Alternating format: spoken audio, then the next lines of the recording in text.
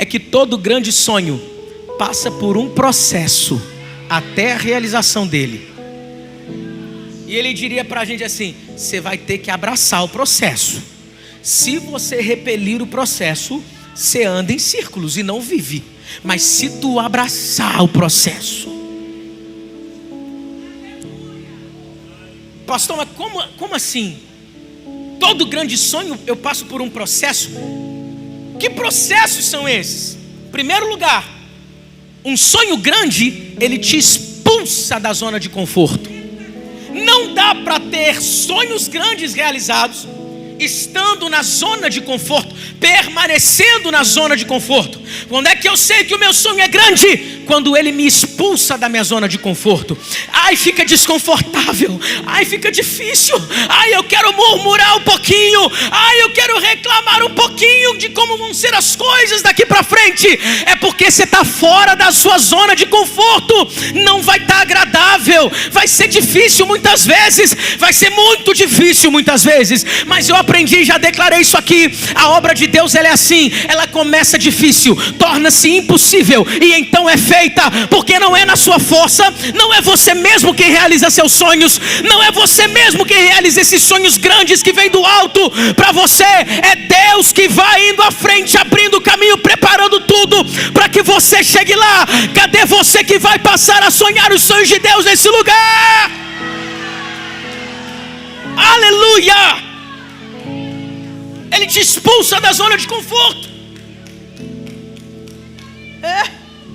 Aprendi essa semana com um pastor. Tem muitas pessoas que desejam ser aceitas pela multidão. Você quer ser aceito, quer que sua voz seja ouvida por muita gente. E Deus faz isso, amém, gente? Deus sopra a nossa voz para que a gente alcance mais e mais pessoas. E aí ele falou assim: sabe qual é o processo pelo qual você passa para aprender a ser aceito pelas pessoas? Primeiro você tem que aprender a ser rejeitado por elas.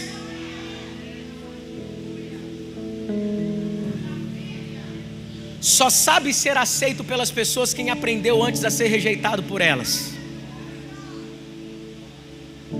Eu vou falar. Eu sou de Xerém. Eu sou vizinho do Zeca, aleluia. Mas do Claudinho também.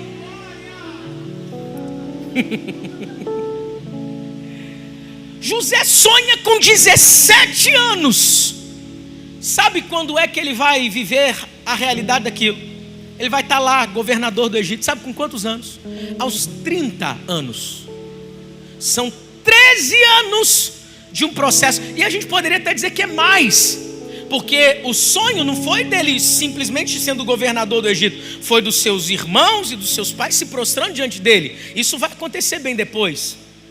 Mais de 13 anos de processo, mais de uma década. A gente sonha grande sexta-feira e quer no sábado de manhã, com sucrilhos no café da manhã, está vivendo completamente os sonhos de Deus.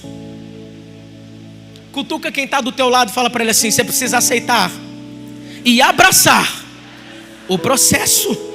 Por quê, pastor Leandrinho? Porque ninguém cresce na zona de conforto.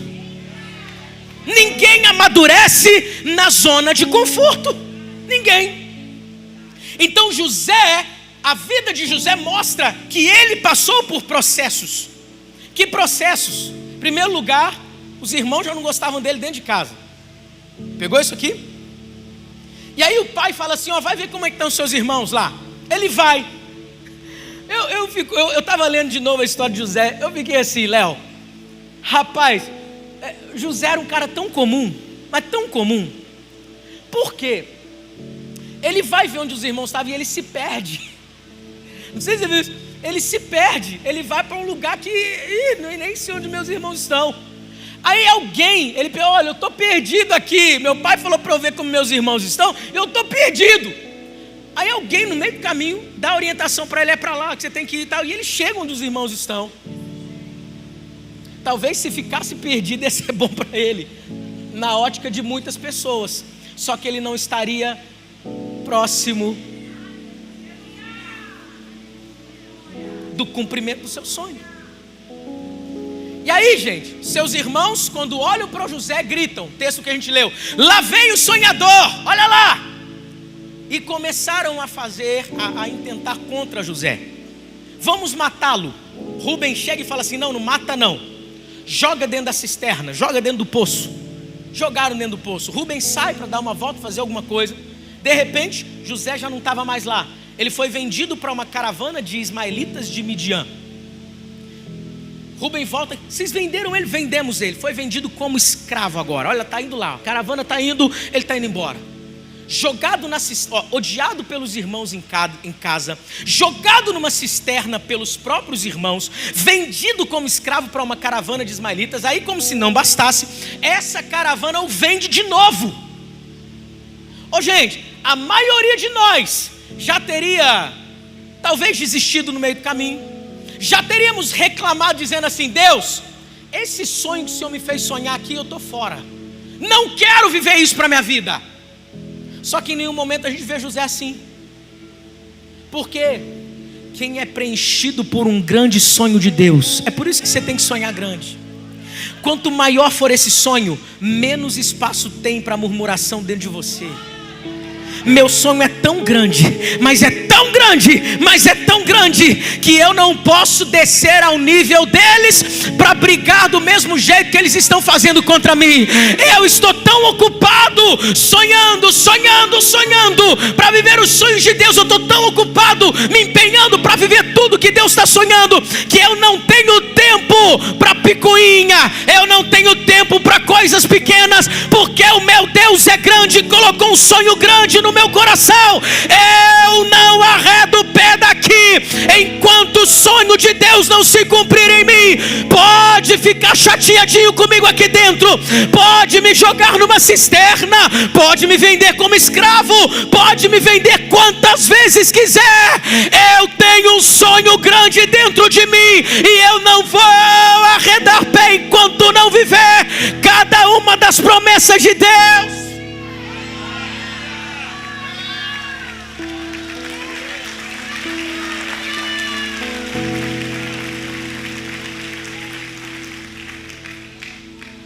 Dentro da casa de Potifar, a Bíblia vai dizer que José, o interessante é que isso não mostra ele fazendo na casa dele, do seu pai, talvez por ter o ódio dos seus irmãos, mas mostra ele administrando a casa de Potifar. Potifar falou assim: depois de mim aqui é contigo, administrando bem.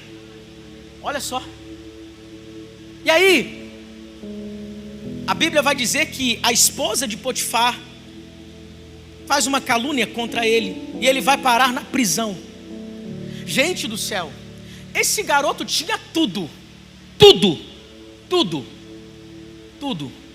para ser depressivo, sim ou não? Murmurador. Ele tinha tudo para ser um cara complexado, e a gente por muito menos fica vivendo os complexozinhos. Levanta, acorda. Isso não veio para te matar, veio para te amadurecer. Está desconfortável, é bom que esteja desconfortável, é sinal que tem coisa grande de Deus vindo aí. Para de ficar olhando para trás e falando de pessoas, quando Deus colocou um sonho grande dentro de você. Olha para frente, avança. Tem alguém aqui comigo?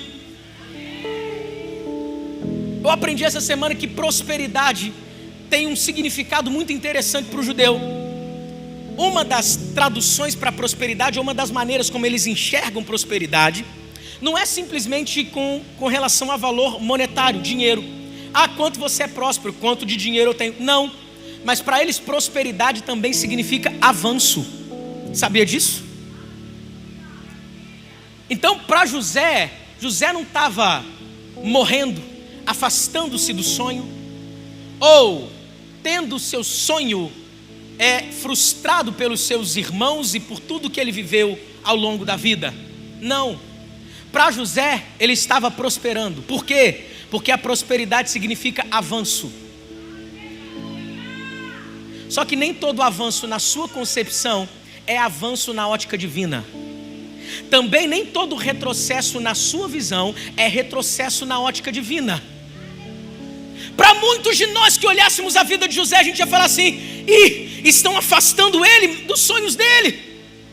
Porque se a tradução do sonho, a interpretação do sonho, era o pai se prostrando diante dele, com os irmãos se prostrando diante dele, e ele sai da casa do seu pai, significa que ele está afastando-se do seu sonho. Mas na ótica divina não era isso, era algo muito maior. Os irmãos vão se prostrar, os pais vão se prostrar, mas a partir de uma realidade completamente diferente do que se imagina. Estavam pensando que estavam afastando José, mas ele estava avançando. Me jogaram numa cova, mas estão me aproximando da promessa. Me venderam para uma caravana, mas estão me aproximando. Vocês pensam que estão me afastando da casa do meu pai? E estão me afastando da casa do meu pai, mas não tem problema. Quando Deus dá o sonho, mesmo que eu saia da casa do meu pai, se é o sonho de Deus, a casa do meu pai vai até mim para se dobrar diante de mim.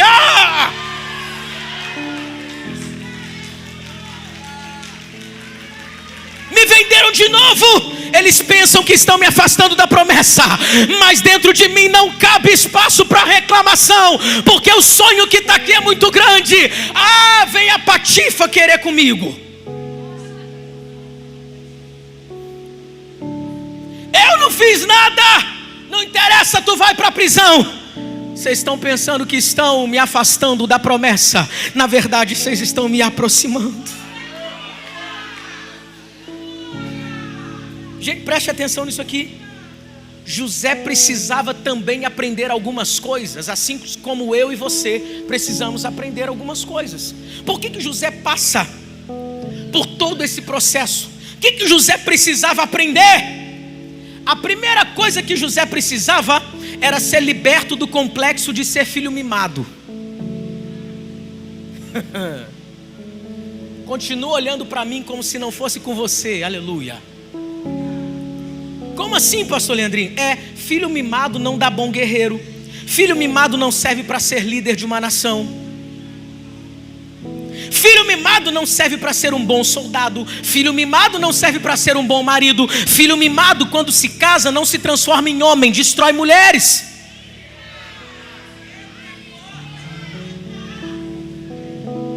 Não dá para ser filhinho mimado e querer viver as grandes promessas, os grandes sonhos de Deus.